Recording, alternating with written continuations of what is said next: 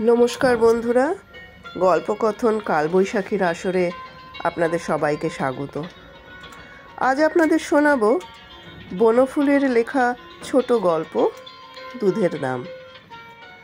বনফুলের আসল নাম ডাক্তার বলাইচাঁদ মুখোপাধ্যায়। তাঁর জন্ম হয় 19 জুলাই 1899 সালে মণিহারিতে এবং মৃত্যু হয় 9 ফেব্রুয়ারি 1979 সালে কলকাতাতে। উনি পদ্মভূষণ সম্মানে সম্মানিত হয়েছেন। তাহলে শুরু করি আজকের গল্প দুধের দাম। ট্রেন আসিয়াছিল। কয়েকটি সুবেশা সুতন্নী সুরূপা যুবতী স্টেশনে আসিয়াছিলেন। তাহাদেরই আশেপাশে জন কয়েক বাঙালি ছোকরাও কেহ অন্যমনস্কভাবে, কেহ বা জ্ঞাতসারে ঘোরাফেরা করিতেছিল। ভিড়ের মধ্যে এক বৃদ্ধা যে একজনের হোল্ডলের স্ট্র্যাপে পা আটকাইয়া পড়িয়া গেলেন তাহাকেও লক্ষ্য করিল না, করিবার কথাও নয়। বিদেশাগত শিভালরি জিনিসটা যুবতীদের কেন্দ্র করিয়াই বিকশিত হয়। সকলে অবশ্য যুবতীদিগকে লইয়া প্রকাশ্যে বা অপ্রকাশ্যে ব্যস্ত ছিল না। যাহার হোল্ডলের স্ট্র্যাপে পা আটকাইয়া বুড়ি পড়িয়া গেলেন তিনি শিক্ষিত ভদ্রলোক, কাছেই ছিলেন। তিনি বুড়িকে সধমক উপদেশ দিলেন একটা, পথ দেখে চলতে পারো না? আর একটু হলে আমার স্ট্র্যাপটা ছিঁড়ে যেত যে। বুড়ির ডান পাটা বেশ মচকাইয়া গিয়াছিল, তবু তিনি খোঁড়াইয়া খোঁড়াইয়া প্ল্যাটফর্মময় ছোটাছুটি করিতে লাগিলেন। তাহাকে একটা স্থান সংগ্রহ করিতেই হইবে।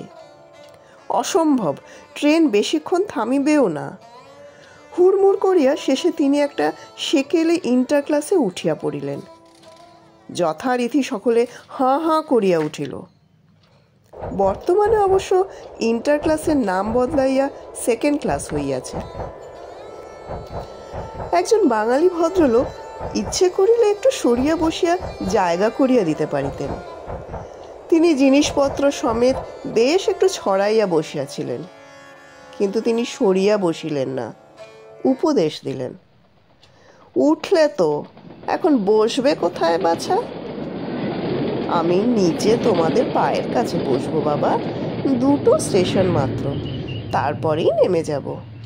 বেশিক্ষণ অসুবিধা করব না তোমাদের। বুড়ি তাহার পায়ের কাছেই তাহার জুতো জোড়া সরাইয়া দিয়া বসিয়া পড়িলেন।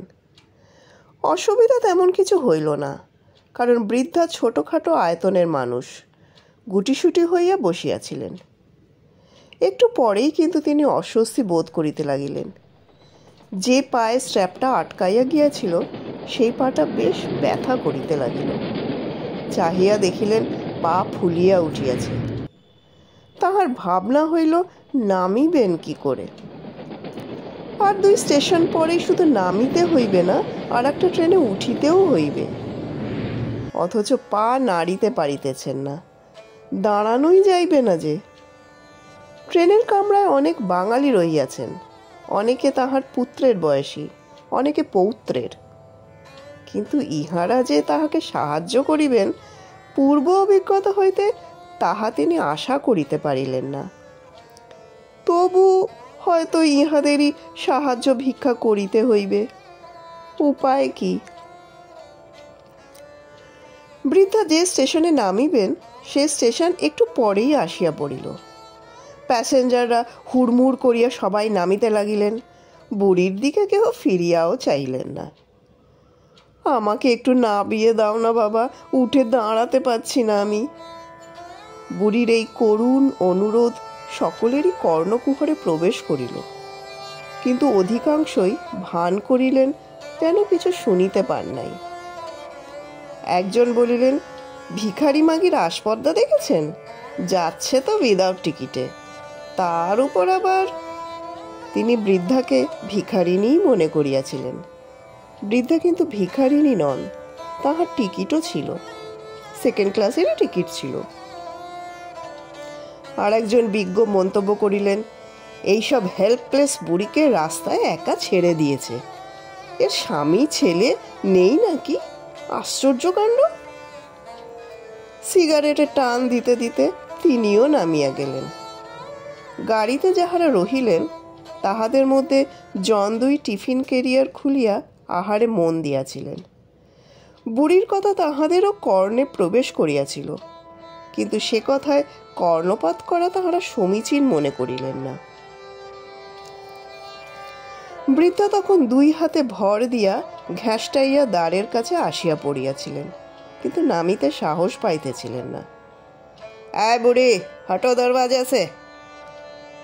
এক মারোয়ারি যাত্রী বৃদ্ধার গায়ে প্রায় পদাঘাত করিয়াই ভিতরে প্রবেশ করিলেন। তাহার পিছনে এক বলিষ্ঠকায় কুলি, তাহার মাথায় সুটকেস হোল্ডল। কুলির পিছনে চপ্পল পায়ে নীল চশমা পরা লক্কা গাছের এক ছোকরা।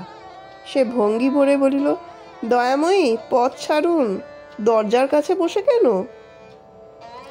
পায়ে লেগেছে বড্ড বাবা, নামতে পারছি না। ও, দেখি যদি একটা স্ট্রেচার আনতে পারি। ছোকরা ভিড়ে অন্তর্ধান করিল, আর ফিরিল না। যে বলিষ্ঠ কুলিটা মাল মাথায় করিয়া ঢুকিয়াছিল সে বাহিরে যাইবার জন্য দ্বারের কাছে আসিয়া দাঁড়াইল। माईजी कृपा करके थोड़ा हटके बैठिए, आने जाने का रास्ता पर काहे बैठ गए? বৃদ্ধা হঠাৎ ফুপাইয়া কাঁদিয়া উঠিলেন। আমি নামতে পারছি না বাবা, পায়ে চোট লেগেছে। आप कहाँ जाएगा? गया। चलिए हम आपको ले जाते हैं। বলিষ্ঠ বয়স্ক ব্যক্তি যেমন করিয়া ছোট শিশুকে দুই হাতে করিয়া বুকের উপর তুলিয়া লয়, কুলিটি সেইভাবে বুকে বৃদ্ধাকে তুলিয়া লইল। সোজা লইয়া গেল ফার্স্ট ক্লাস वेटिंग रूमे। आप यहाँ पर बैठिए माई जी, गया पैसेंजर का थोड़ा देरी में है, हम ठीक टाइम पर आके आपको ट्रेन में चढ़ा देंगे। বৃদ্ধা ওয়েটিং রুমের মেঝেতেই উপবেশন করিলেন। যে দুইটি ইজি চেয়ার ছিল সে দুটিতেই সাহেবী পোশাক পরা দুইজন বঙ্গ সন্তান হাতলের ওপর পা তুলিয়া দিয়া লম্বা হইয়া শুইয়াছিলেন। একজন পড়িতেছিলেন খবরের কাগজ, আর একজন একখানি ইংরেজি বই। বইটির মলাটের ওপর অর্ধনগ্না হাস্যমুখী যে নারী মূর্তিটি ছিল, বৃদ্ধার মনে হইল সেটি যেন তাহার দিকে চাইয়া ব্যঙ্গের হাসি হাসিতেছে।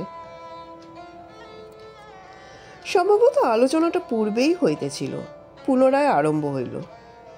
শিভালরি আমাদের দেশেরও ছিল। নার্যস্তু যত্র পূজন্তে রমন্তে তত্র দেবতা, এ কথা আমাদের মনুতেই লেখা আছে মশাই। যিনি নারী মূর্তি সম্বলিত ইংরেজি মাসিক পড়িতেছিলেন তিনি সম্ভবত এই খবর জানিতেন না। উঠিয়া বসিলেন। বলেন কি, এ কথা জানলে বেটাকে ছাড়তুম নাকি? মনুর যুগেও যে আমাদের দেশে শিভালরি ছিল, আমরা যে বর্বর ছিলুম না, এ কথা ভালো করেই বুঝিয়ে দিতুম যাছাধনকে। বৃদ্ধা অনুভব করিলেন ইতিপূর্বে কোনো সাহেবের সঙ্গে বোধহয় লোকটির তর্ক হইয়াছিল। শ্বেতবর্ণ সাহেব সম্ভবত এই সাহেবী পোশাক পরা কৃষ্ণচর্ম বঙ্গসুন্দরকে বর্বর বলিয়া ব্যঙ্গ করিয়াছিলেন। বৃদ্ধা মনে মনে বলিলেন, তোমরা বর্বরই বাছা, তোমাদের শিভালরি অবশ্য আছে, কিন্তু তার প্রকাশ কেবল যুবতী মেয়েদের বেলায়। বৃদ্ধার বাংলা, সংস্কৃত এবং ইংরেজিতে কিঞ্চিৎ দখল ছিল। সেকালের বেথুন স্কুলে পড়িয়াছিলেন। হঠাৎ দ্বিতীয় ভদ্রলোকটি বৃদ্ধাকে দেখিতে পাইলেন। আরে, এ আবার কোত্থেকে জুটলো সেখানে? কোনো ভিখিরি টিকিরি বোধ হয়। প্রথম ভদ্রলোক আন্দাজ করিলেন। সত্যি ভিখিরিতে ভরে গেল দেশটা। স্বাধীনতার পর ভিখিরির সংখ্যা আরও বেড়েছে। সবাই আবার মুখ ফুটে চাইতেও পারে না। দেখা গেল ভদ্রলোকটি একটি পয়সা বাহির করিয়া বুড়ির দিকে ছুঁড়িয়া দিলেন। নির্বাক হইয়া বসিয়া রইলেন বৃদ্ধা। পয়সাটা তুলে নাও, পয়সাটা তোমাকেই দিলাম। বৃদ্ধা তবু কোনো কথা বলিলেন না।